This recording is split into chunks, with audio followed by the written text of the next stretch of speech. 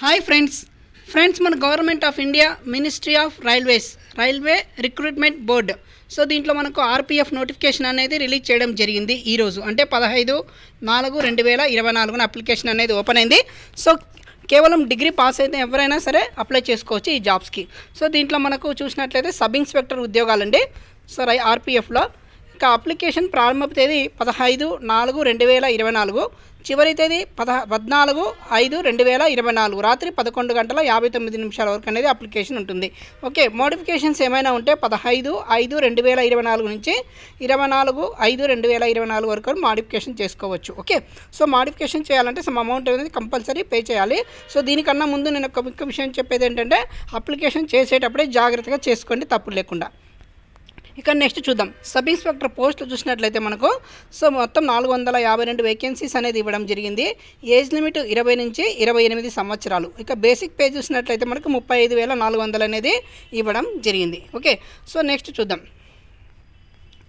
So qualification చెప్పాను కదా, so కేవలం డిగ్రీ పాస్ అయిన వాళ్ళు ఎవరైనా అప్లై చేసుకోవచ్చు.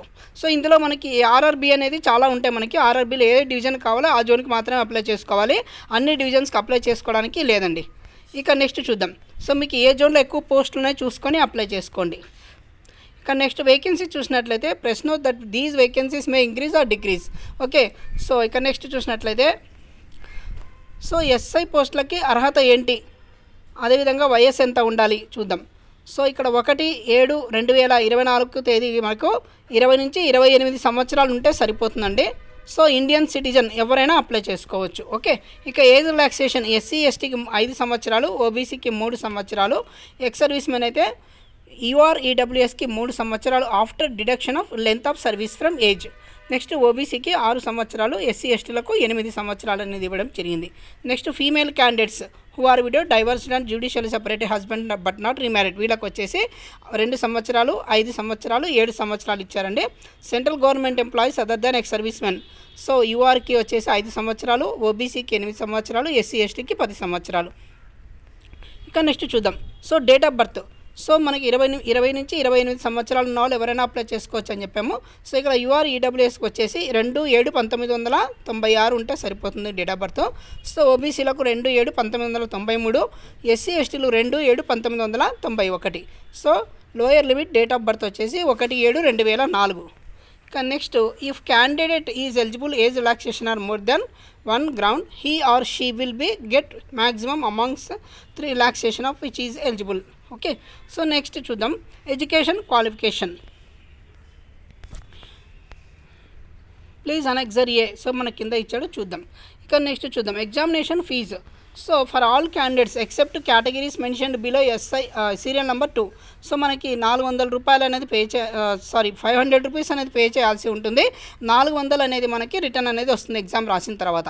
Next SC ST ex service men female minorities or EWS వీళ్ళకు 250 రూపాయలు అనేది పే చేయాలి. ఎగ్జామ్ రాసిన తర్వాత మనకి 200 రూపాయలు అనేది అమౌంట్ రిటర్న్ వస్తుంది. ఓకే, సో నెక్స్ట్ వచ్చేసి ఎవరైతే కంప్యూటర్ ఎగ్జామ్ అటెండ్ అయిన వాళ్ళకు మాత్రమే ఈ అమౌంట్ అనేది రిటర్న్ వస్తుంది. ఎగ్జామ్ అటెండ్ కాని వాళ్ళకు ఎటువంటి పరిస్థితుల్లో అమౌంట్ రిటర్న్ అనేది ఇవ్వరు. ఓకే, ఇక నెక్స్ట్ చూద్దాం. సో రీఫండ్కి ఇచ్చేటప్పుడు మనకు బ్యాంక్ డీటెయిల్స్ అనేది ఎంటర్ చేయాల్సి ఉంటుంది. So name of the bank, name of the account holder, account number, IFSC code ఇవన్నీ ఖచ్చితంగా ఎంటర్ చేయాలి. సో ఎవరైతే ఎంటర్ కరెక్ట్ చేస్తారో వాళ్ళకి మాత్రమే మీకు అకౌంట్లోకి డబ్బులు వస్తాయండి. ఇక నెక్స్ట్ చూద్దాం. సో ఈడబ్ల్యూఎస్ ఎస్సీ ఎస్టీ వీళ్ళు ఎవరైతే ఉన్నారో వీళ్ళందరూ కూడా కంపల్సరీగా క్యాస్ట్ సర్టిఫికేట్ అనేది డీటెయిల్స్ ఇవ్వాల్సి ఉంటుంది. ఎస్సీ ఎస్టీ అభ్యర్థులు మాత్రం కంపల్సరీగా అప్లోడ్ చేయాల్సి ఉంటుందండి. సో అప్లోడ్ చేసే వాళ్ళు కంపల్సరీగా లేటెస్ట్ క్యాస్ట్ సర్టిఫికేట్స్ అనేది మీరు తీసుకొని వెళ్ళాల్సి ఉంటుంది. సో దీనివల్ల ఇంకోటి ఏంటంటే మీకు రైల్వే ఎగ్జామ్కి వెళ్ళేటప్పుడు ఎస్సీ ఎస్టీ అభ్యర్థులకు రైల్వే పాస్ అనేది ఫ్రీగా ఇవ్వడం జరుగుతుంది. అంటే రాను పోను జర్నీ మొత్తం ఫ్రీగా వెళ్ళి రావచ్చు అనమాట ఎగ్జామ్ సెంటర్ దూరం ఉన్న వాళ్ళకి. Okay, next computer based test selection చూసినట్లయితే మనకు ఎగ్జామ్ అనేది ఆన్లైన్ టెస్ట్ ఉంటుంది. సో ప్యాటర్న్ అండ్ సిలబస్ చూసినట్లయితే 90 నిమిషాలు టైం ఇచ్చారండి.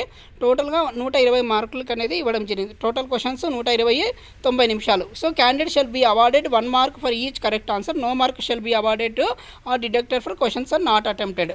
So there shall be negative marking of 1/3 each wrong answer. Okay, so కాబట్టి ఇది ఇంకా మినిమం పాస్ పర్సెంటేజ్ చూసినట్లయితే యూఆర్ఈడబ్ల్యూఎస్కి ఓబీసీకి చూసినట్లయితే 35% ఇచ్చారు. ఎస్సీ ఎస్టీకి 30% అనేది ఇవ్వడం జరిగింది. ఓకే, ఇక నెక్స్ట్ చూద్దాం. సిలబస్ చూసినట్లయితే మనకి అర్థమెటిక్ పైన 35 మార్కులు, జనరల్ ఇంటెలిజెన్స్ రీజనింగ్ పైన 35 మార్కులు, జనరల్ అవేర్నెస్ పైన 50 మార్కులు అనేది ఇవ్వడం జరిగింది ఎగ్జామ్ ప్యాటర్న్. సో మనకి ఎగ్జామ్ క్వాలిఫై అయిన తర్వాత పీఈటీ ఉంటుంది లేదా పీఎంటీ అనేది కండక్ట్ చేస్తారండి. పీఈటీ అంటే రన్నింగ్ అండి. సో పీఎంటీ వచ్చేసి మనకు హైట్ అనేది చెక్ చేస్తారు. సో ఇది కానిస్టేబుల్ కాబట్టి కంపల్సరీ 2 కంపల్సరీ ఉంటుంది. ఇక నెక్స్ట్ సబ్ ఇన్స్పెక్టర్ పోస్టులకు పీఈటీ వచ్చేసి 1600 మీటర్ల రన్నింగ్ 6 నిమిషాల 30 సెకండ్లో కంప్లీట్ చేయాల్సి ఉంటుంది. అదేవిధంగా ఫీమేల్ క్యాండిడేట్ చూసినట్లయితే 800 మీటర్ల రన్నింగ్ 4 నిమిషాల్లో కంప్లీట్ చేయాలి. ఇక నెక్స్ట్ వచ్చేసి so male candidates long jump 12 feet, high jump 3 feet 9 inch. Next female వచ్చేసి so 9 feet long jump 3 feet high jump అండి. ఇక నెక్స్ట్ పీఎంటీ సో 165 సెంటీమీటర్లు అనేది హైట్ ఖచ్చితంగా ఉండాలి.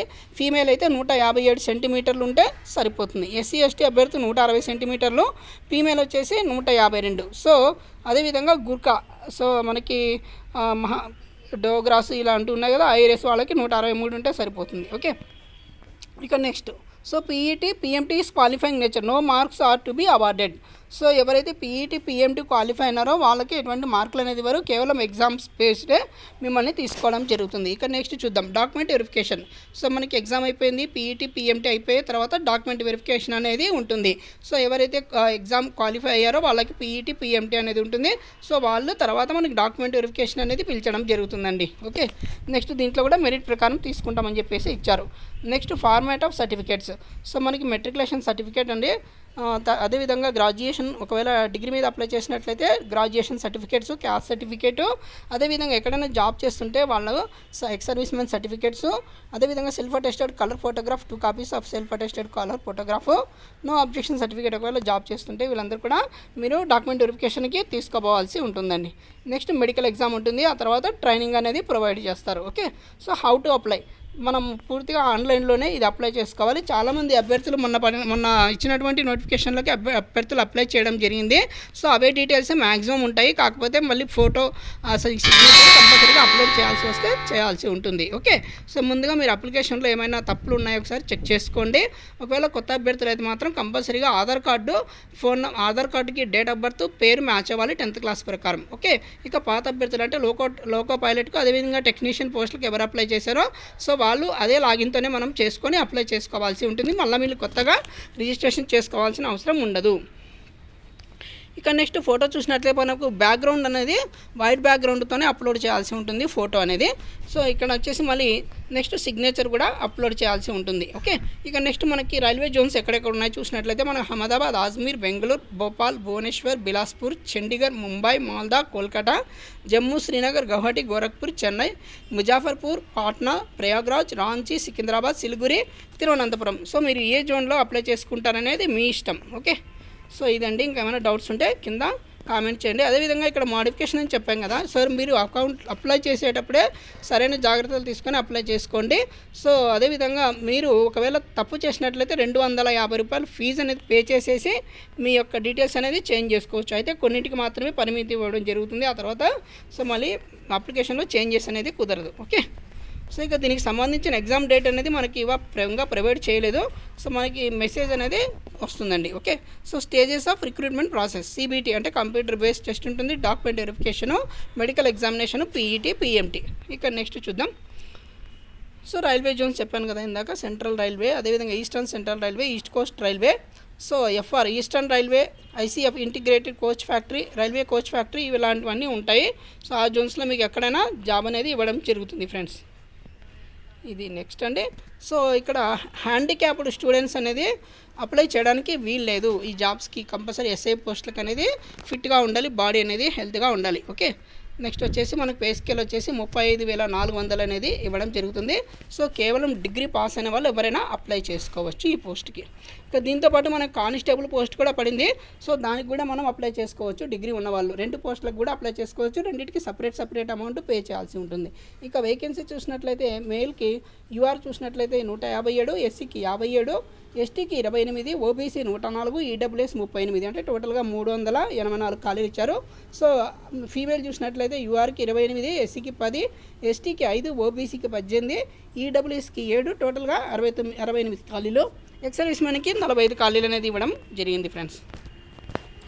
సో ఇంకా ఏమైనా డౌట్స్ ఉంటే కింద కామెంట్ చేయండి. అదేవిధంగా ఎవరైనా మీ ఫ్రెండ్స్ ఇంకా రైల్వే జాబ్స్కి అప్లై చేయాలనుకుంటే వాళ్ళకు కూడా ఈ వీడియో ఫార్వర్డ్ చేయండి, ఉపయోగపడుతుంది. థ్యాంక్ యూ అండి. ఈ వీడియో కనుక లైక్ చేయండి, షేర్ చేయండి, సబ్స్క్రైబ్ చేయడం మర్చిపోతే. దీనికి సంబంధించిన లింక్ అనేది కింద డిస్క్రిప్షన్లో ఇస్తాను, ఓపెన్ చేసి చూసుకోండి. Thank you so much.